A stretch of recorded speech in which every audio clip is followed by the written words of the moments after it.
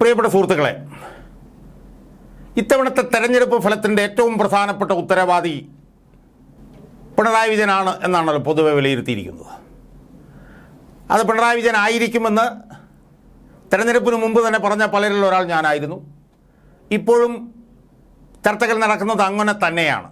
എന്നാൽ ഈ തെരഞ്ഞെടുപ്പ് പരാജയത്തിൽ പരോക്ഷമായിട്ടാണെങ്കിൽ പോലും പിണറായി വിജയനോടൊപ്പം തന്നെ പങ്കുള്ള ഒരു ഇടതുപക്ഷ രാഷ്ട്രീയ നേതാവ് കൂടി ഉണ്ട് എന്ന് പറയാനാണ് ഞാൻ ഈ വീഡിയോയിലൂടെ ശ്രമിക്കാൻ പോകുന്നത്.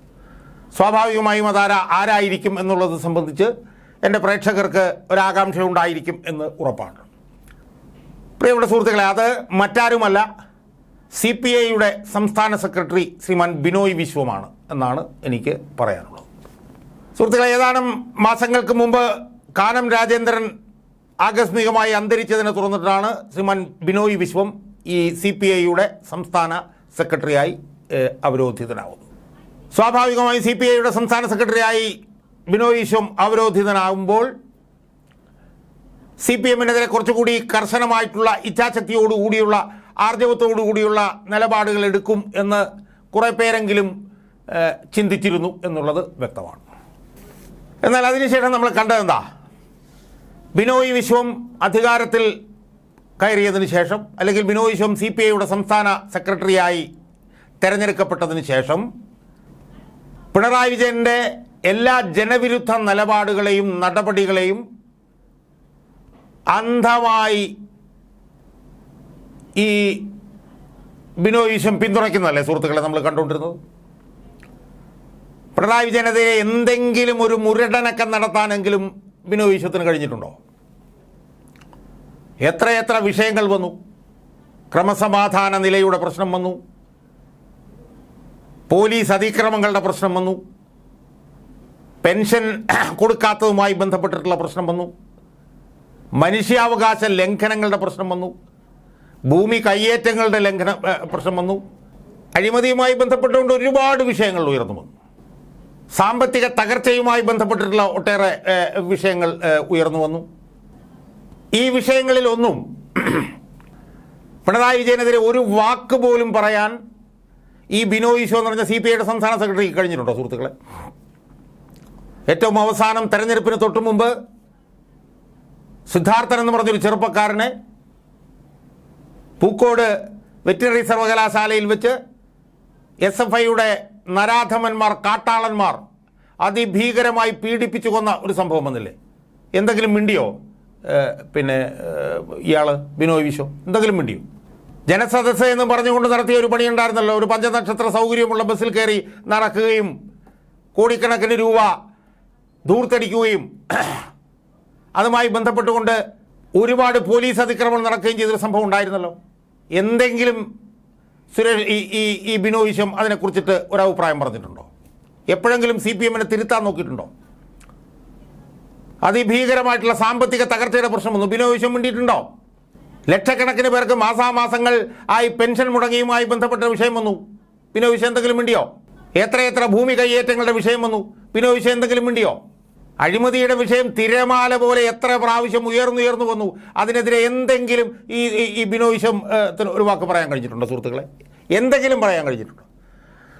അപ്പം സ്വാഭാവികമായി ഈ വൃത്തികേടുകൾക്കും ഈ ജനവിരുദ്ധ നയങ്ങൾക്കും നേതൃത്വം നൽകിയ, പിണറായി വിജയനെ തിരുത്താൻ ശ്രമിക്കാതിരുന്ന, ഈ ജനവിരുദ്ധ നയങ്ങളൊക്കെ നടപ്പിലാക്കിയപ്പോൾ അർത്ഥഗർഭമായ മൗനം പാലിച്ച ബിനോയ് വിശ്വത്തിനും പിണറായി വിജയനോടൊപ്പം ഈ തെറ്റുകളിൽ പങ്കുണ്ടെന്ന് നമ്മൾ പറയേണ്ടി വരില്ല. അബെറ്റ്മെൻ്റ് എന്ന് പറഞ്ഞിട്ട് IPCയിലെ വകുപ്പ് അല്ലേ യഥാർത്ഥത്തിൽ അത്? ആ എല്ലാ വൃത്തികേടുകൾക്കും കൂട്ടുനിൽക്കുന്ന വൃത്തികേടുകളിൽ പങ്കെടുത്തതിന് തുല്യമാണ് എന്ന് പറയുന്നത് പോലെയല്ലേ ഇവിടുത്തെ ബിനോയ് വിശ്വത്തിൻ്റെ നിലപാട്? ഏറ്റവും അവസാനത്തെ സിദ്ധാർത്ഥനുമായി ബന്ധപ്പെട്ട് എന്തെങ്കിലും മിണ്ടിയോ ഇയാൾ? എത്രയെത്ര നീചവും നിഷ്ഠൂരവുമായിട്ടുള്ള പോലീസ് അതിക്രമങ്ങൾ പിണറായി വിജയൻ നടത്തി, ഇയാൾ എന്തെങ്കിലും മിണ്ടിയോ? ജനസദസ്സുമായി ബന്ധപ്പെട്ടുകൊണ്ട് നടന്ന പോലീസ് അതിക്രമങ്ങൾ നമുക്ക് ഓർമ്മയില്ല, ഇയാൾ എന്തെങ്കിലും മിണ്ടിയോ? ഇയാൾ ഏത് മാളത്തിൽ വാലും ചുരുട്ടി ഒളിച്ചിരിക്കുകയായിരുന്നു? യഥാർത്ഥ കാനം രാജേന്ദ്രൻ ശിഷ്യനായിട്ടല്ലേ ഇയാൾ CPIയുടെ പാർട്ടി സെക്രട്ടറിയായി പ്രവർത്തിച്ചുകൊണ്ടിരുന്നത്? അപ്പോൾ അതുകൊണ്ട് ഈ തെറ്റുകളെല്ലാം ചെയ്ത പിണറായി വിജയനോടൊപ്പം തന്നെ നമ്മൾ വിമർശന വിധേയനാക്കേണ്ട ആളാണ് ഈ മുന്നണിയിലെ രണ്ടാമത്തെ ഏറ്റവും വലിയ കക്ഷിയായിട്ടുള്ള CPIയുടെ സംസ്ഥാന സെക്രട്ടറി ആയിട്ടുള്ള ബിനോയ് വിശ്വം എന്നാണ് എനിക്ക് സൂചിപ്പിക്കാനുള്ളത്. എന്നിട്ട് ഇപ്പോൾ അയാൾ ചെയ്തതെന്താ? ഇപ്പോൾ CPIക്കൊരു രാജ്യസഭാ സീറ്റിന് അർഹതയുണ്ടായിരുന്നു. സ്വാഭാവികമായും ആ CPIയുടെ രാജ്യസഭാ സീറ്റ് ലഭിക്കേണ്ടത് കഴിവും CPIയിൽ സീനിയോറിറ്റിയുമുള്ള ഒരു നേതാവിനായിരുന്നില്ലേ സുഹൃത്തുക്കളെ? ആ സീറ്റിന് ഏറ്റവും കൂടുതൽ അർഹത പ്രകാശ് ബാബു എന്ന് പറഞ്ഞ നേതാവായിരുന്നു. എത്രയോ പതിറ്റാണ്ടുകളായി CPMൽ അച്ചടക്കത്തോടുകൂടി പ്രവർത്തിക്കുന്നു. അയാൾക്കായിരുന്നില്ലേ? എന്നിട്ട് എന്താ ചെയ്തത്? അയാൾക്ക് കൊടുക്കാതെ തന്നോടൊപ്പം നിൽക്കുന്ന തൻ്റെ ഒരു കയ്യാളിന്, ഒരു ക്രോണിക്ക്, VP സുനീർ എന്ന് പറഞ്ഞിട്ട് ഒരു ക്രോണിക്ക് ആ സീറ്റ് ഇയാൾ കൊടുത്തിരിക്കുകയല്ലേ വിഭാഗീയതയുടെ ഭാഗമായി. അയാളിപ്പോൾ പിന്നെ ഈ പ്രകാശ് ബാബുവിനെ വീണ്ടും തഴഞ്ഞിരിക്കുകയല്ലേ. ഇനി ഈ തെരഞ്ഞെടുപ്പിലെ ഫലവുമായി ബന്ധപ്പെട്ട് ചില കാര്യങ്ങൾ പറയാനുണ്ട്. തിരുവനന്തപുരത്ത് കാൽക്കാസിന് കൊള്ളാത്തൊരു സ്ഥാനാർത്ഥി പന്നിയൻ രവീന്ദ്രനെ നിർത്തി 3ാം സ്ഥാനത്തേക്ക് പോയി. ഉത്തരവാദിത്വം ബിനോയ് വിശ്വത്തിനല്ലേ? ബിനോയ് വിശ്വത്തിനല്ലേ ഉത്തരവാദിത്വം? ഒല്ലൂർ ബിനോയ് വിശ്വത്തിൻ്റെ മന്ത്രി K രാജൻ്റെ മണ്ഡലത്തിൽ ഏറ്റവും കൂടുതൽ വോട്ട് കിട്ടിയത് BJPക്കല്ലേ? അതിൻ്റെ ഉത്തരവാദിത്വം പിന്നെ ഇയാൾക്കില്ലേ? ബിനോയ് വിശ്വത്തിനില്ലേ? ആലപ്പുഴയിലെ P പ്രസാദിൻ്റെ മണ്ഡലത്തിൽ 20,000-ലധികം വോട്ടുകളാണ് 2024, 2021 അപേക്ഷിച്ച് 2019 അപേക്ഷിച്ച് കുറഞ്ഞിട്ടുള്ളത്. ഇയാൾക്ക് ഉത്തരവാദിത്വം ഇല്ലേ? മാവേലിക്കര തോറ്റില്ലേ ഇയാളുടെ സ്ഥാനാർത്ഥി? ഇയാൾക്ക് ഉത്തരവാദിത്വം ഇല്ലേ? തൃശ്ശൂർ സുനിൽകുമാർ 2ാം സ്ഥാനത്ത് നിന്ന് ഇയാൾക്ക് ഉത്തരവാദിത്വം ഇല്ലേ? അപ്പോൾ ഇയാൾക്കും ബിനോയ് വിശ്വത്തിനും പിണറായി വിജയനോടൊപ്പം തന്നെ കുറച്ച് താഴെ ആയിരിക്കുമെന്നേ ഉള്ളൂ. തുല്യ ഉത്തരവാദിത്വമുണ്ട് ഈ തിരിച്ചടിയിൽ. അയാൾ ഇതിനെല്ലാ വൃത്തികേടുകൾക്കും കൂട്ടുനിന്ന ആളാണ്. അയാൾക്കും ഒരു കാരണവശാലും ഇതിൽ നിന്ന് രക്ഷപ്പെടാൻ കഴിയില്ല. അതോടൊപ്പം തന്നെ അയാളുടെ പാർട്ടിക്കിപ്പോൾ ഒരു രാജ്യസഭാ സീറ്റ് കിട്ടി എന്നുള്ളത് കൊണ്ട് ഇനി കമാന്നൊരക്ഷരം അയാൾ ഈ ഗവൺമെൻറ്റിനെതിരെ സംസാരിക്കില്ല. കമാന്നൊരക്ഷരം പിണറായി വിജയനെതിരെ സംസാരിക്കില്ല. കാരണം എന്താണ്? അയാൾ ഈ പ്രതിസന്ധി ഘട്ടത്തിലും അയാൾക്ക് കിട്ടാനുള്ളത് വാങ്ങിക്കൊണ്ട് അയാൾ പോയി. എന്നിട്ട് ഇപ്പോൾ ചില മുരടനക്കങ്ങളൊക്കെ നടക്കുകയാണ്. ഇപ്പോഴാണോ നടക്കേണ്ടത്? തെറ്റുകൾ നടന്ന സമയത്തല്ലായിരുന്നു തിരുത്തേണ്ടിയിരുന്നത്. എന്നിട്ട് ആ പ്രതിസന്ധി ഘട്ടത്തിൽ അയാൾക്ക് കിട്ടാനുള്ളത് അയാൾ